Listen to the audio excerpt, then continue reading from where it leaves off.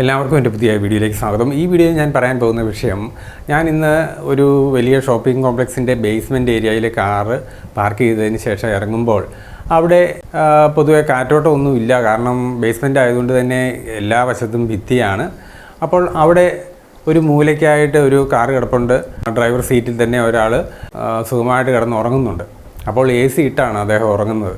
അപ്പോൾ ഇവിടെ ഒരു പ്രശ്നം എന്താണെന്ന് വെച്ച് കഴിഞ്ഞാൽ, കാറ്റോട്ടം ഇല്ലാത്തത് കൊണ്ട് തന്നെ ഈ AC വലിച്ചെടുക്കുന്നത് ഈ കാറിൻ്റെ തന്നെ പുക, അത് കാർബൺ മോണോക്സൈഡും അതുപോലെ കാർബൺ ഡയോക്സൈഡും അതുപോലെ പലതരം വിഷവാതകങ്ങൾ പുറത്തുവിടുന്ന എക്സോസ്റ്റ് ചെയ്യുന്ന വിഷവാതകങ്ങളുണ്ട്.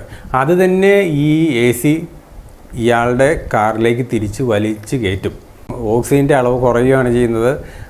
ഉറക്കത്തിലായാൽ തന്നെ ക്രമേണ മരണത്തിലേക്ക് വരെ പോയ സാഹചര്യങ്ങൾ ഒരുപാട് ഇന്ത്യയിൽ റിപ്പോർട്ട് ചെയ്തിട്ടുണ്ട്.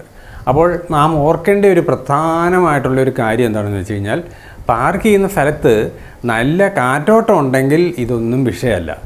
ഈ പാർക്കിംഗ് ലോട്ടിൽ വളരെ ഞെരുങ്ങിയതും ഇടുങ്ങിയതുമുള്ള സ്ഥലത്താണെങ്കിൽ പെട്രോളും ഡീസലും ഒക്കെ കത്തിയിട്ട് പുറത്തോട്ട് പോകുന്ന പുക അവിടെ തന്നെ വട്ടം കറങ്ങിയിട്ട് ആ കാറിലെ AC തന്നെ തിരിച്ച് വലിച്ചു കയറ്റി ആ ആളിനെ, അതിനകത്തിരിക്കുന്ന ആളിനെ അപകടപ്പെടുത്തും.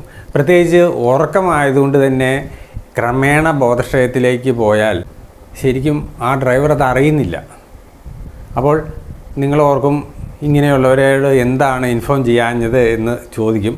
പക്ഷേ ഞാനിപ്പോൾ അങ്ങനെ ഒന്നും ചെയ്യാറില്ല. കാരണം കാലം വളരെ മാറിപ്പോയതുകൊണ്ട് തന്നെ.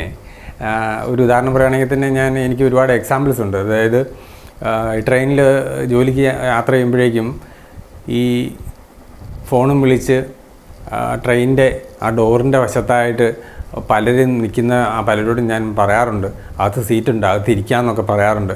പക്ഷേ അവരുടെ റിപ്ലൈ ഒക്കെ വളരെ വിചിത്രമാണ്. ഞാൻ പിടിച്ചിട്ടുണ്ട്, ഞാനിതിങ്ങനെ നിന്ന് പോകുന്നതാണ്, ഇങ്ങനെ പലതരം കമൻസൊക്കെയാണ്. അതുപോലെ ട്രെയിനിലാണെങ്കിലും ഒരു സീറ്റിൽ ഒരു ബാഗ് വെച്ചിട്ടുണ്ടെങ്കിൽ ഇതൊന്ന് ഒതുക്കി വെക്കുകയാണെങ്കിൽ ഒരാൾ കൂടി ഇരിക്കാമായിരുന്നു എന്ന് പറഞ്ഞപ്പോൾ ഒരാൾ പറഞ്ഞ് ഞാൻ ഓർക്കുന്നുണ്ട്, നിങ്ങൾക്ക് ഇരിക്കുന്നതിന് കുഴപ്പമൊന്നുമില്ലല്ലോ എന്നാണ് പറഞ്ഞത്.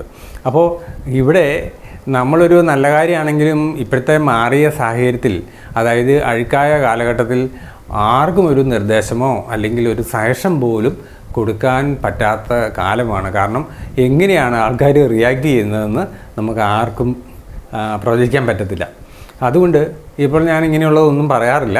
പക്ഷേ യൂട്യൂബിലൂടെ ഇതൊക്കെ ആരെങ്കിലും കാണുവാണെങ്കിൽ പലർക്കും അറിയാവുന്ന കാര്യമാണ്. എങ്കിലും അറിയാത്ത ആൾക്കാരുണ്ടെന്നുള്ളതിൻ്റെ തെളിവാണ് ഞാൻ ഇന്ന് കണ്ടത്. അപ്പോൾ ഇങ്ങനെ നിങ്ങൾ ഓർക്കണം, കാറ്റോട്ടം ഉള്ളിടത്ത് മാത്രമേ ഉള്ളൂ AC ഇട്ടിരിക്കാവുള്ളൂ. അതുതന്നെയല്ല ഓർക്കേണ്ട ഒരു കാര്യം, ഒരുപാട് നേരം റീസർക്കുലേഷൻ മോഡ്, അതായത് AC-യുടെ ക്യാബിനുള്ളിലെ എയർ തന്നെ റീയൂസ് ചെയ്യുന്ന സമയത്തും ഒരുപാട് നേരം കഴിഞ്ഞാൽ, ഒരു അരമണിക്കൂറൊക്കെ അങ്ങനെ തന്നെ കഴിഞ്ഞാൽ അതിലും ഓക്സിജൻ തന്നെ കുറയും. കാരണം വെളിയിൽ നിന്ന് എയർ എടുക്കുന്നില്ല. ഈ നിങ്ങൾ ഉച്ഛ്വസിച്ച എക്സൈൽഡ് എയർ തന്നെ നിങ്ങൾ പിന്നെ റീയൂസ് ചെയ്യുക. അപ്പോൾ എയറിൻ്റെ ക്വാളിറ്റി കുറഞ്ഞു വരും. നിങ്ങൾ വേണ്ട വിധത്തിൽ ഇത് പരിഗണിക്കും എന്ന് വിചാരിക്കുന്നു. അപ്പോൾ ഈ വീഡിയോ പ്രയോജനപ്പെട്ടാൽ മറ്റുള്ളവർക്ക് ഷെയർ ചെയ്ത് കൊടുക്കുക. ഓക്കെ.